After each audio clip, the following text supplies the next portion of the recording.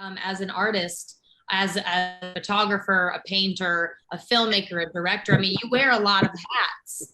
So Yes. how was that for you the past year, creatively? Well, fortunately, for me individually, my life hasn't changed. I live and work in Los Angeles. I have my art studio, which doubles, triples as, photography, painting, everything that I do, where I spend 99% of my time. And I generally do that alone. So I happen to write, shoot, direct, and edit my films. So there isn't, I can do all of that alone. Obviously, the actual physical part of production has been affected. I mean, I didn't have any crew on this film except for the one actress that I worked with. So, that meant all of the parts that I was actually in the picture, I would frame everything up, start recording, and then run out and, have to do all the parts in front of the camera, run back, stop. And, with all the layering that I had, it was just take after take after take. And it was really exhausting not having any crew. So in that regard, it's been really challenging. And I shot another film after this one that was very similar. And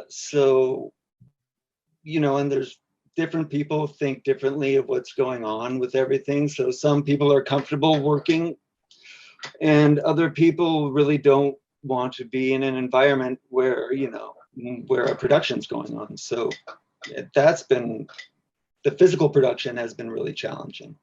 The creative part of it really hasn't changed for me. Like I said, I work alone in my studio space. And so I was doing that before COVID came along, and I'll be doing that after it's gone. So, c'est la vie. C'est la vie. Hey, no truer words have been uttered for this last year. Everything that you're saying translates so beautifully into, I'm just thinking of the different beat for beat shots of your film, and it's so beautifully, like the musicality alone of the score is gorgeous, beat to beat. It works with the color editing and the differences between masculine and feminine energies. Could you talk to us a bit about that thematically through, about how they're warring with each other, but also they work together? Absolutely. And thank you. Yes. So the color, obviously there are very distinctive juxtapositions in the color. So, the way I actually did the color was with actual glass filters in front of the lens. So everything in the desert, everything that I shot out there, I use, matte box lenses. Matte box filters. So the glass filters, 4x4 filters. Not to get into the astrological things deeply, but, I think of, Mars is like that warring planet. It's the red planet. And with me personally, I'm constantly at war with this, not at war, but struggling, battling with that thing of masculine and feminine, and not just out in the world like with your boyfriend or girlfriend, but at a much deeper level inside of myself. And especially the way society has been for thousands of years. It's like men are supposed to be this way, women are supposed to be this way.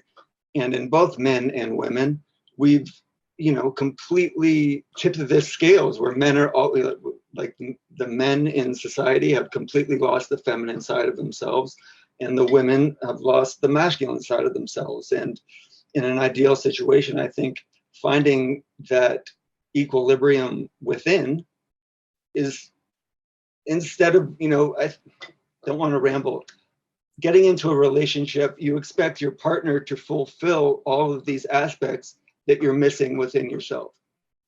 And no one can live up to that. I mean, it's not possible. So when your partner doesn't fill you the way you expect them to, you blame them, right? And the relationship goes awry. And we spend our whole lives going from relationship to relationship, expecting our partners to complete us, when ultimately that's our job for ourselves. And in finding that within ourselves, we realize that that's when true partnering comes into our lives, because we're doing the work for ourselves within, and then our partner is doing that for themselves. And that's when, I think the real magic of actually being in a relationship can happen, because you're not then relying on someone else to fulfill this impossible expectation. That's my opinion. People may agree or not, but that's the way I see it. So that's why I chose to use these very distinct warms and cool colors, because it almost feels like that. It's like the taps on a bath. If you have one turned up all the way and the other one not at all, I mean, you're not going to get in when it's scalding hot, and you're not going to get in when it's freezing cold. It's finding that medium ground. That's our job to do for ourselves. And I tried to convey that through the cinematography. So where did you film this? Was it just the desert around California? I mean, it truly does look like another planet. Yes. So all the desert scenes were filmed in Joshua Tree, which is the high desert, Southern California. Yep. Yeah. So that's where that, and the beach, the other scenes were shot in San Diego County. So beautiful. Wonderful. I miss so it. Yeah, so I just go ahead. Oh no, it's such nostalgic scenes in that film. I'm from California, and so you see these gorgeously shot, artistic, feels like a beautifully choreographed dance of a piece, but places that you've seen before. So it takes even more of that familiar yet twisted, otherworldly aspect to an entire other level.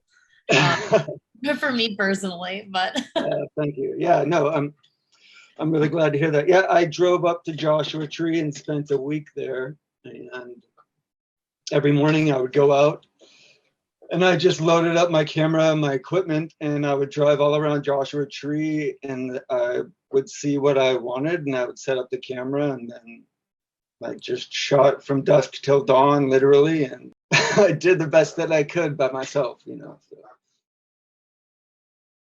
How much time do you have like an exact hour track of how many hours you put into this project? Yeah, the filming actually, all together, I believe there was 8 shooting days. So I didn't have a lot of takes because, I did pay the actress what I could afford to pay her. I literally kept it to about 2 takes, I kept pretty much everything to 2 takes. So I did that so I could get through my days. And then really what took about a month, maybe 3 weeks, was the editing. Because the editing, I mean, on some of those areas, there's literally 8 video tracks, that are overlapping. And to get them really tight and really pieced together to get it, I mean, I wanted it seamless. And so I think that I went through about 12 quote unquote final cuts, because I would just see something each time I got one part tighter, then the next part I could see needed to be tightened up. And then the composition of the music, I purchased, they were just long independent tracks of different instruments. And so I knew the sound that I wanted to go for.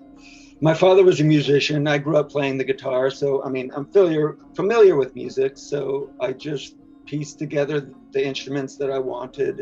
But yeah, it took about 3 weeks of, 12 to 15 hour days. It almost felt like they were on a different planet. Yeah. It definitely did come through. Almost felt like aliens figuring out what gender norms really mean anymore. In this place that felt familiar and yet very twisted and not familiar at the same time. I agree completely. And it's that old saying where, I mean, I know it's also the title of a book, but far reaching beyond that book. I mean, men are from Mars, women are from Venus, right? The masculine energy comes from Mars, the feminine from Venus. It's that warm planet, the red planet of Mars, and Venus is a cooler, visually, it's a bluer tint. And so kind of incorporating both of those. I mean, it's not particularly deep, but I think it's useful in terms of cinematography. And there's really, it's not subtle, I mean, it isn't a subtle project. And in a way, I really wanted it to be, not a slap in the face, but something that you can't hide from, like, watching it. And I certainly couldn't hide from making it or editing it, for that matter. We all go through that. The expectations and the standards get so high, and you're looking exactly as you said in your partner for what you're lacking within yourself and projecting, and that can only lead to mistrust and a crumbling of the relationship. So it's very relatable. So I know that, I definitely, while rewatching it, really took a lot of, like, the different parts of my relationships from the past I could see in there as well. And it does force you to, and then there's the mirror Yeah. staring you right in the face, telling you, you got to look at yourself and find it within yourself. Yeah. I agree with you completely. And again, like going back to the mirror, I mean, obviously mirrors have been used in cinematography since cinematography has been invented. I mean, I am fully aware, but again, it goes back to that thing of, like, this isn't subtle. Like, this is what I'm saying. It's right in front of your face. And it's not an accusation. It's not something where I'm pointing my finger at whoever's viewing it. Like this is an absolute direct reflection of my personal experiences. I mean, it's also me speaking to myself. I mean, and that's why I got into filmmaking, because, it starts with these emotions and, obviously visually, emotionally, all of these things. And in the whole process of putting these films together, like you said, it brings everything into this crystal clear focus for me. And now, whether I choose to take responsibility for that and, continue on with my internal work is another story. I mean, I hope that I do. And it's a constant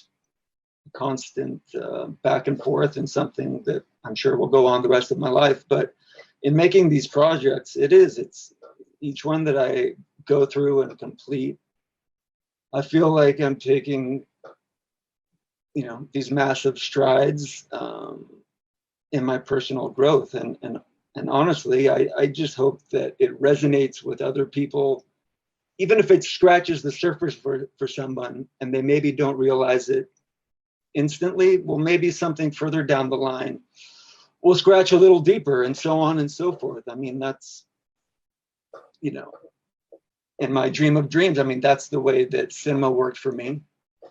And I want to add, to the whole, history of cinema. I mean, I know that's a very grand goal, but it is my goal, and I take it incredibly seriously. I mean, I feel like I'm incredibly fortunate to be able to do these things, and to be able to have the time and the commitment to myself, and of course an outlet such as this. I mean, without you guys, I'd just be sending out emails begging people to watch it, so